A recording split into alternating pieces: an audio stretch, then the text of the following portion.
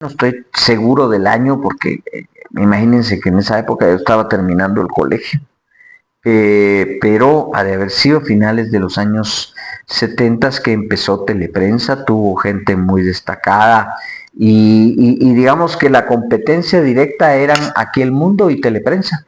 Estuvieron así por muchísimos años, muchísimos años. Yo entro a los medios de comunicación en Aquí el Mundo en el año 1987.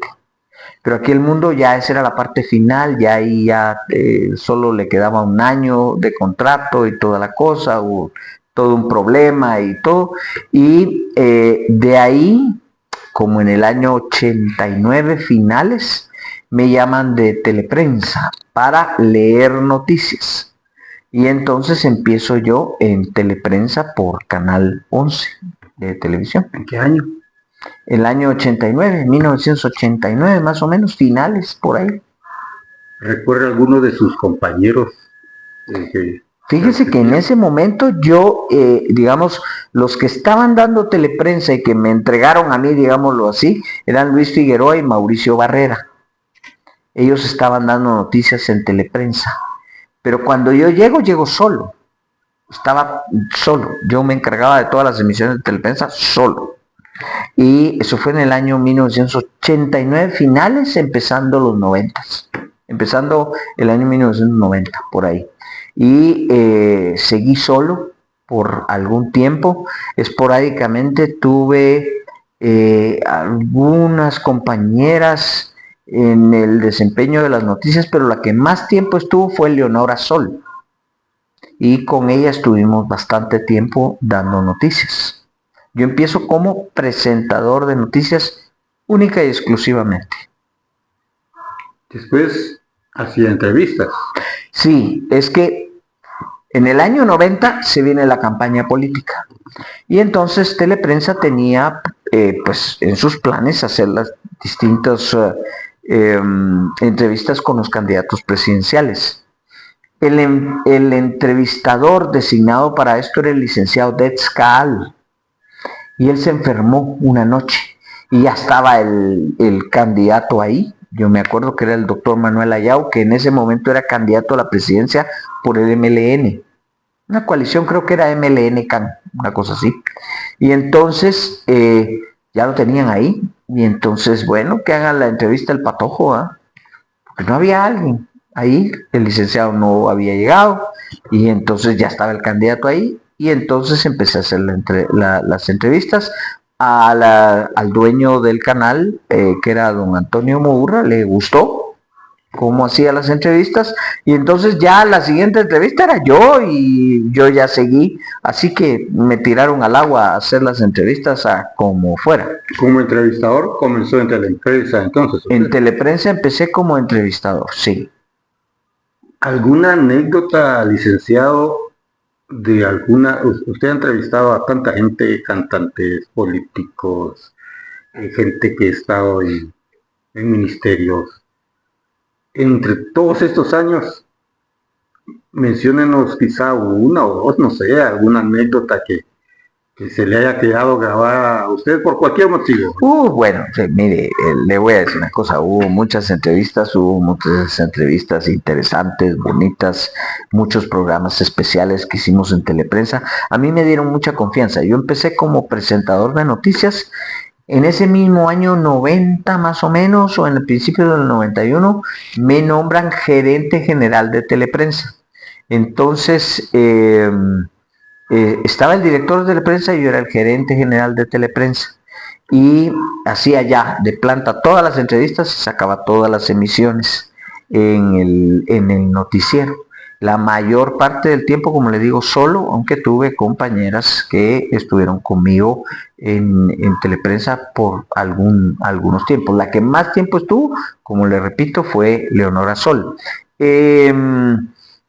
Anécdotas, wow, muchísimas. Me acuerdo que se discutía mucho de política, se discutían mucho temas de todo tipo, y las entrevistas fueron agarrando como un plano muy especial del noticiero. Tanto así que ya no durábamos una hora en el noticiero. A veces llegábamos hasta la 1 de la mañana entrevistando. Así tuvimos programas especiales. Recuerdo para el año, a ver, el eclipse fue 91 o 90.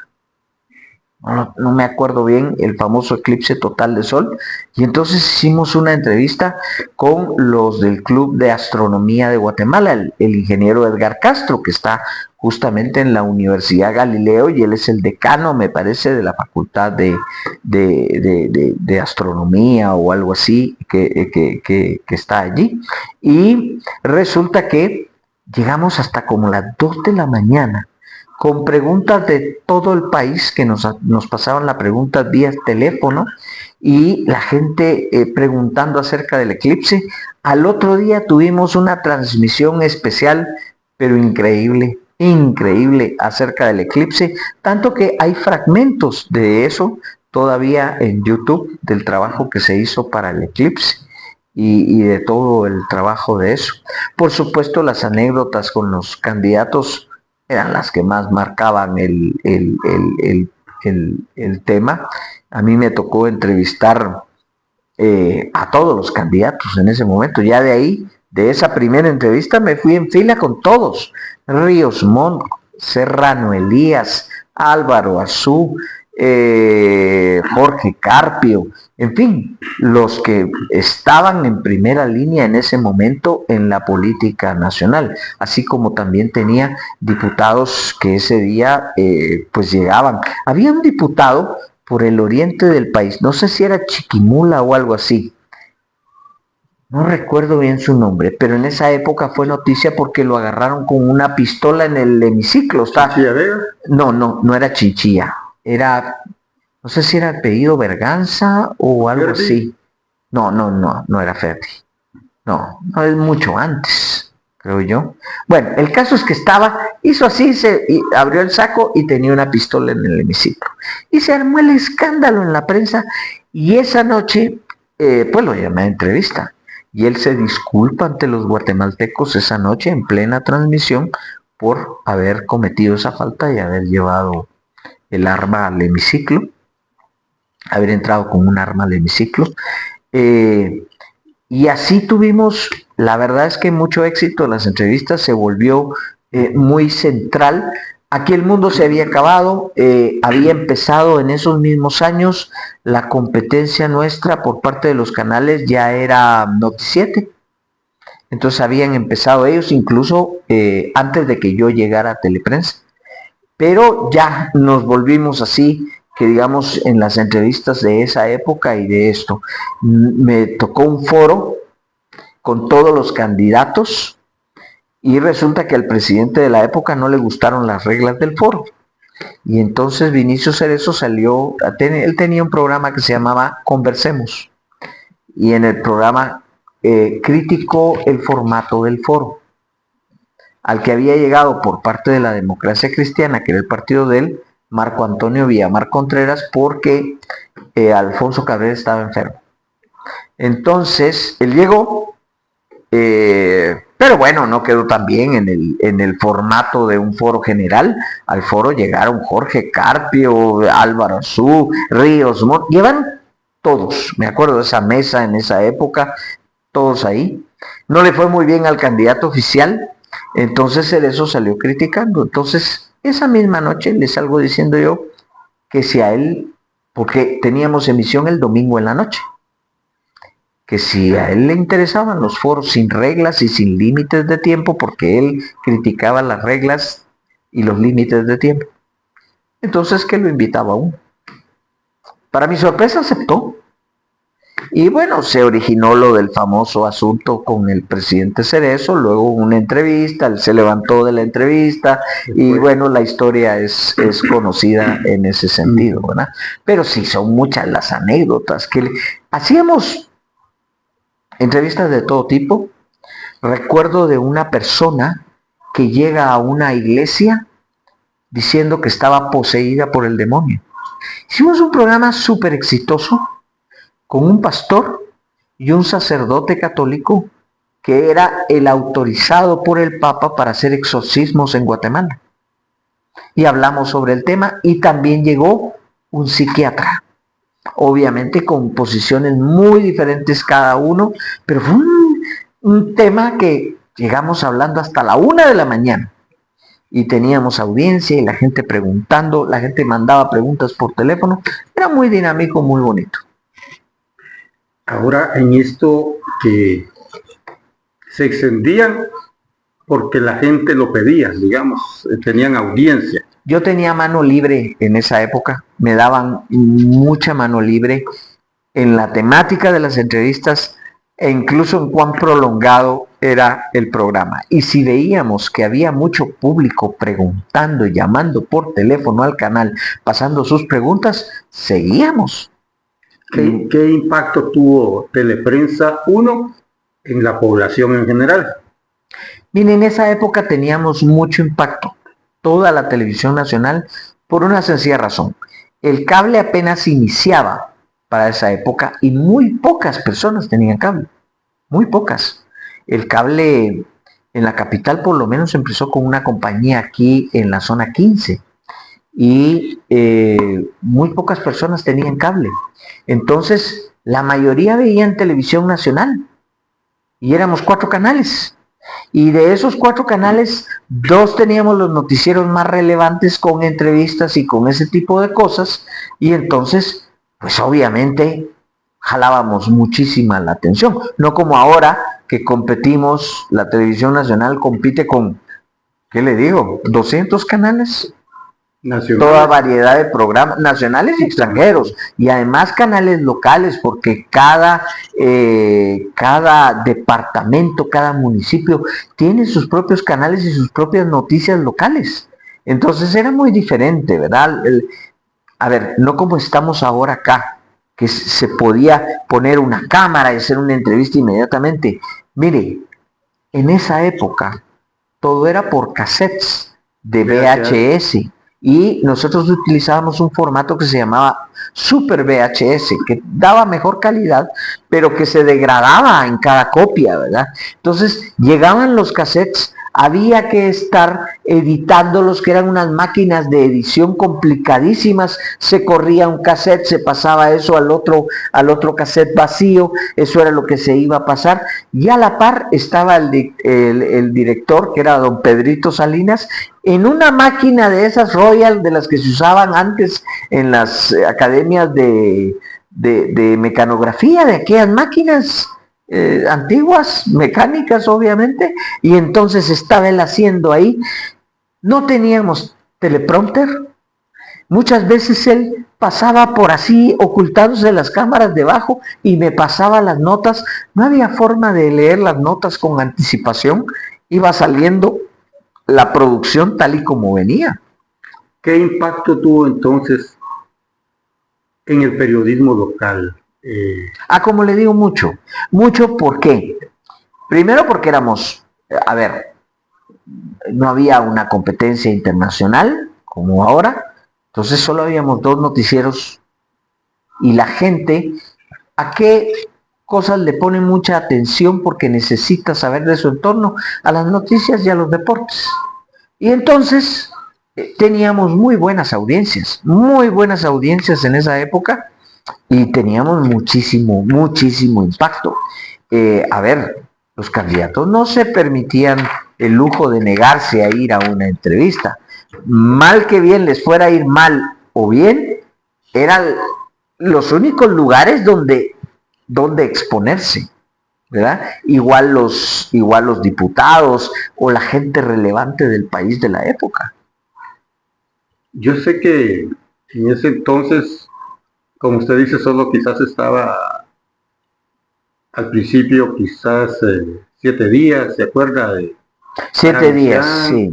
Después salió Noticiete. Pero 7 días, cuando yo llego a Teleprensa, ya 7 días ya no estaba. Ellos empezaron con algunos problemas o estaban en su fase final, porque ellos tuvieron un problema también que se les terminó el contrato, Ángel González ya no se los renovó, de la misma manera que no renovó el contrato de Aquí el Mundo. Sí. Había muchas presiones políticas en esa época y entonces nos quedamos Teleprensa y Noticiete. ¿Qué diferencia tenía en cuanto a, por ejemplo, Ángel González siempre ha estado participando más en cuestiones de época de política y todo eso, Mire, como es natural, los presidentes, los políticos, la gente de relevancia se comunicaba directamente con los dueños de los canales, ¿verdad? O nos llamaba directamente a nosotros. Éramos los únicos medios donde ellos podían expresar opiniones, etcétera. Entonces la relevancia y el peso de las cosas que se decían era muy grande, muy, muy grande. Entonces, sí, yo le diría que era de mucho impacto. Y las noticias visuales tenían mucho más impacto que cualquier otro medio. La radio siempre ha tenido su poder, ¿verdad? Porque la radio era muy especial. Pero, recuérdense que en aquella época no habían congestionamientos vehiculares. El poder de la radio de hoy nace mucho de los congestionamientos vehiculares. La radio, es cierto, siempre ha tenido impacto, en el interior ha tenido un impacto muy importante porque la gente se levanta tempranito y ¡paz! Pone la radio. Pero, por ejemplo, en ya digamos las cabeceras departamentales y todo, el impacto era, pero es que ahora es mucho más por el tráfico. El tráfico vehicular le ha hecho una enorme gestión a la radio. Entonces hoy la radio tiene un peso enorme y los canales tienen menos peso porque tienen que competir contra cuánta oferta que hay de noticias, de deportes nacional e internacional. Redes sociales. Imagínense, hoy está X, que es la red social número 1 en información. Entonces, eso no existía en esa época. Estamos hablando de mucho antes de las redes sociales. Le estoy hablando incluso antes del internet. Nosotros no teníamos internet. Para hacer, por ejemplo, me acuerdo que hicimos un logo que giraba para las elecciones de esa época.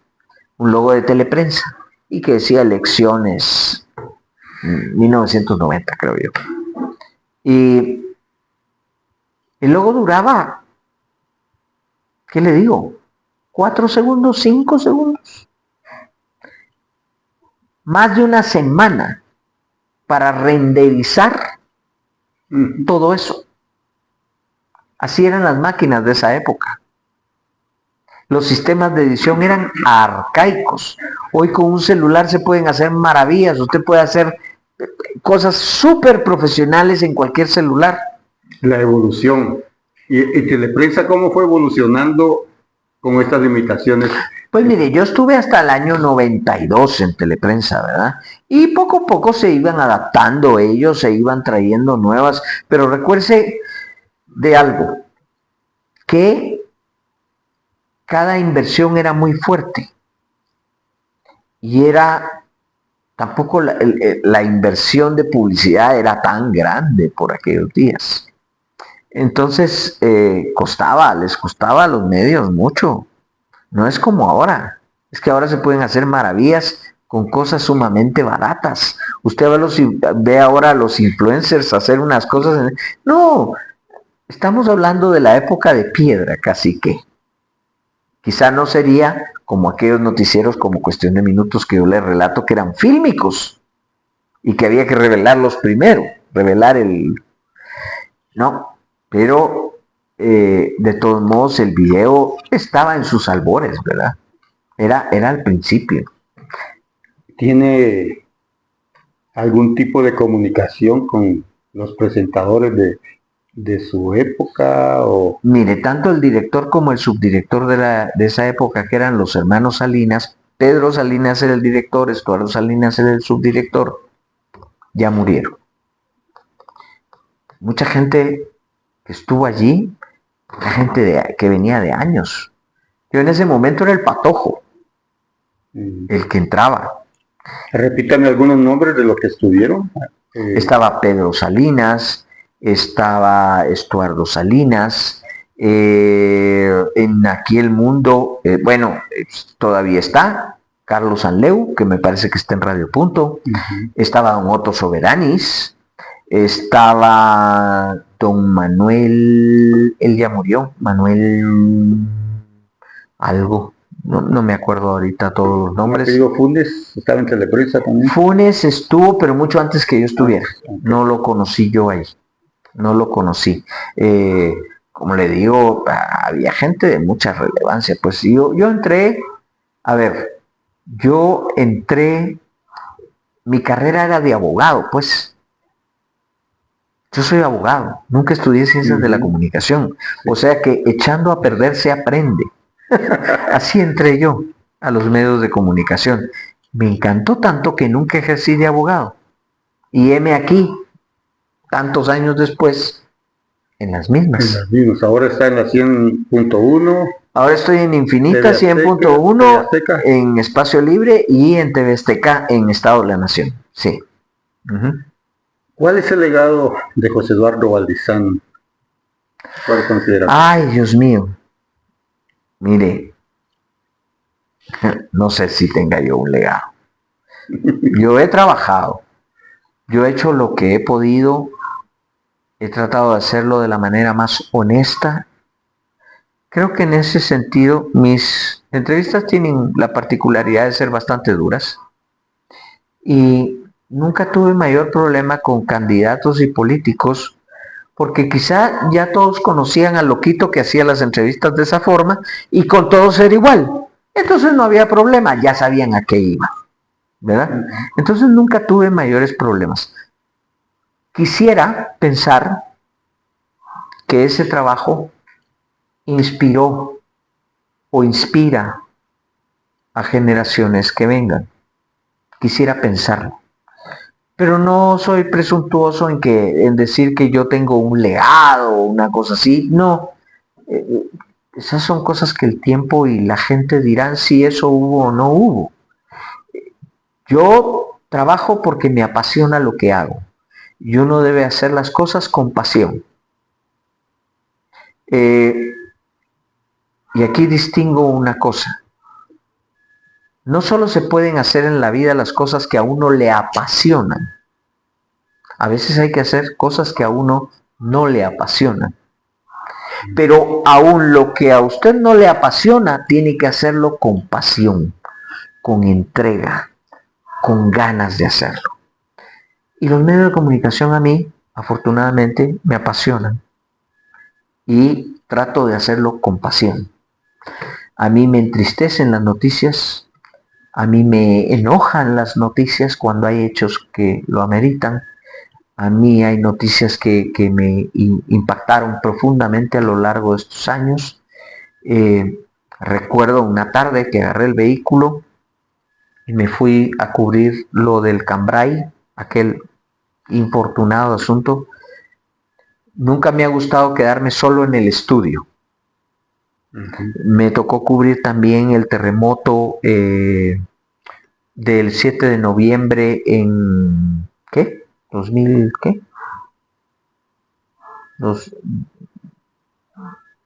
2012 quizá. Ya no recuerdo bien la fecha porque ya las cosas se me traban en la cabeza. Pero en San Marcos, que fue terrible, vi cosas terribles. Fui a cubrir ahí. Todavía el año pasado me fui a meter a Ucrania y a Israel. Entonces me ha gustado hacer también algunas cosas en la calle, que he ido aprendiendo a cómo hacerlas, porque nunca fui reportero. Yo entré a estudio. Y ese trabajo de estudio es bonito, pero estar en la calle es aún más bonito. Hice reportajes después de la erupción del Pacaya del 2010. Fuimos a hacer un documental, porque eso ya no era reportaje, 1 hora de programa. Fui a hacer otra hora de programa a la escuela Caibil, otra hora de programa hacia la tristeza que le está pasando al cementerio general. Puede ser un paréntesis ahí. Esa cosa no debía estar en manos del Ministerio de Salud. Es un desastre y un robo y un terrible lo que está pasando en el cementerio general, donde están las tumbas de hombres insignes de la patria, de grandes ancestros que tenemos. Y eso están robando, destruyendo y se está haciendo pedazos el cementerio general. Hicimos un programa de 1 hora de eso. hicimos otro programa, fui a hacerlo directamente sobre el deterioro de los lagos de Amatitlán y Atitlán, que como que no lo queremos ver, no los queremos salvar, y la gente no se indigna. A mí sí me indigna. Y entonces a mí las noticias me marcan, me apasionan, me gustan. Me gusta también hacer algunas cosas de entretenimiento. No soy bueno para eso. Yo admiro a la gente que puede ponerse en un programa y es animador y es jovial. La rama de ser animador dentro de los medios de comunicación es una cosa que yo nunca he podido hacer. Yo soy más serio, más para el esquema de noticias, entrevistas. A mí, yo considero que el género periodístico más justo es la entrevista directa en vivo. Porque tanto el entrevistador como el entrevistado se arriesgan, porque uno puede meter la pata. Y uno puede quedar como un perfecto, perdón por la palabra, imbécil. Pero el entrevistado está allí y tiene la oportunidad de contestar como quiera a las preguntas, en vivo, en directo, sin cortes, sin ediciones. Ese es el verdadero riesgo. Uno se tiene que preparar muy bien para las entrevistas. Es como un juego de ajedrez, porque el entrevistado está entrenado para decir algo. Él ya sabe, si me preguntan tal cosa, voy a decir tal cosa. Si me preguntan tal otra, voy a decir tal otra. Él ya va entrenado. Esas respuestas a mí como entrevistador no me interesan. Porque eso lo dice en este medio, en aquel medio o en aquel otro medio y se lo dice a cualquier periodista. No. Yo quiero desarmarle esa defensa y quiero que me diga lo que él no quiere decir. Eso es noticia. Sacarlo de su zona de confort, claro. Teleprensa, como todo, hay un principio y hay un final. Sí. ¿Usted no cree que Teleprensa terminó antes? ¿Hubiera podido dar más? ¿O cuáles fueron los motivos? Por supuesto que hubiera podido dar más. Mire, hubo una desaveniencia entre el dueño del canal y su familia. Tuvieron problemas familiares muy serios. La familia se fue. Entonces, a nombre de ellos estaban los canales. Él tenía los canales a nombre de sus hijos y de su esposa. Y ellos decidieron vender. Quien surgió de comprador fue Ángel González. Y fue así como el 11 y el 13, que eran canales originalmente de don Antonio Murra, fueron a dar a las manos de Ángel González. Y entonces ya prácticamente la televisión de VHF fue, digamos, prácticamente un monopolio, ya solo de una persona, ¿verdad? Entonces, claro que Teleprensa pudo dar más. Terminó de una forma abrupta, triste porque él se terminó quitando la vida. Fue un hecho triste. Él era una persona complicada. Yo en lo personal, no puedo hablar mal de él. ¿Por qué? Porque en momentos muy importantes, como esa entrevista con el presidente Cerezo, yo tuve su apoyo y su respaldo. Incondicional. Yo no puedo hablar mal de él. Yo me fui de Teleprensa, entró don Carlos Azurdia, como le digo yo. Luego él me llamó, don Tono me llamó una noche, mire, fíjese que para Canal 13 quiero abrir un noticiero. ¿Cómo era que se llamaba? Audiovisión, creo que le puso.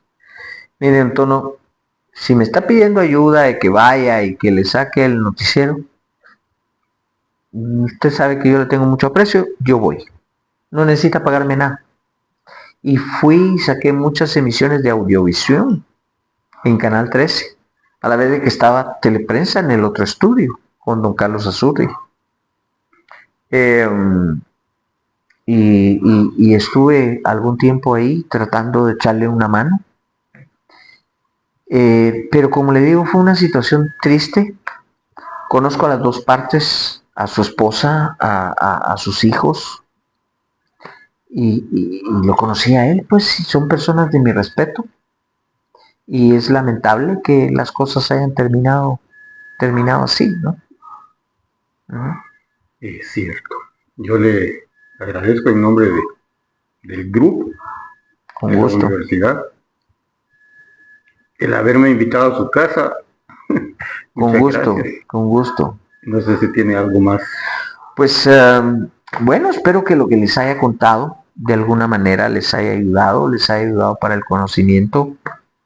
Yo a todas las personas que están en ciencias de la comunicación les recomiendo, edúquense, estudien, lean. Hay 3 cosas que uno debe saber en medio de comunicación: historia, economía y derecho. Porque son las 3 cosas que manejamos, sobre todo cuando estamos hablando de noticias. No puede ser que salga un presentador de televisión diciendo en el Parque Central y refiriéndose, en el Parque Central de Antigua y refiriéndose al Palacio de los Capitanes, como diciendo, aquí se firmó la independencia del país. Por Dios, eso no es, eso es faltarle el respeto al auditorio. Uno se tiene que preparar, uno tiene que estudiar. Yo le hablé de esa entrevista con el presidente Vinicio Cerezo. Me preparé 17 días exhaustivamente para eso. 17 días. Estudiando muchísimo, preparándome muchísimo, porque además él era un orador, él es un orador de altos quilates, eso indudablemente. Entonces, uno tiene que ser responsable con lo que hace. Y uno tiene que prepararse.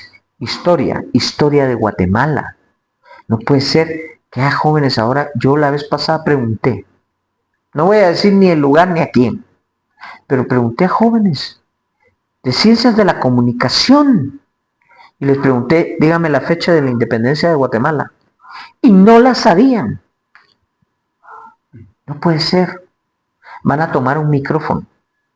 Hay que ser responsables. Hay que saber de lo que se habla. Y cualquiera hoy se cree con derecho a opinar con autoridad de cualquier cosa. No es así. Uno tiene que estudiar y prepararse. O sea que mi consejo es prepárense. Y si estas palabras les sirve de alguna inspiración, de algún tipo de ejemplo, pues qué gusto el haber podido cooperar con ustedes, el haber podido ayudarlos, a contarles un poco de la historia de este noticiero. Muchas gracias, licenciado. Con gusto.